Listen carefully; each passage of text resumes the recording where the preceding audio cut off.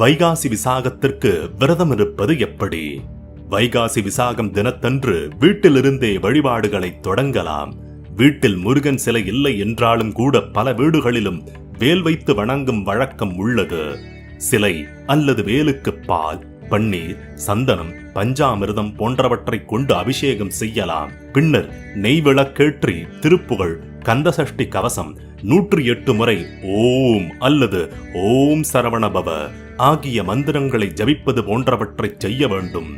தம்பதியராக வைகாசி விசாக விரதம் இருந்து முருகனை வழிபட்டால் குழந்தை வாக்கியம் இல்லாதவர்களுக்கு குழந்தை வாக்கியம் உடனே கிட்டும். தீய பழக்கங்களை தவிர்த்து ஒருவேளை மட்டும் உணவருந்தி விரதமிருந்து முருகன் அருளை பெறுவோருக்கு தீராத வினைகளும் தீர்ந்து பகை நீங்கி அன்பு பெருகி சகல சுபீட்சங்களும் வந்து சேரும்.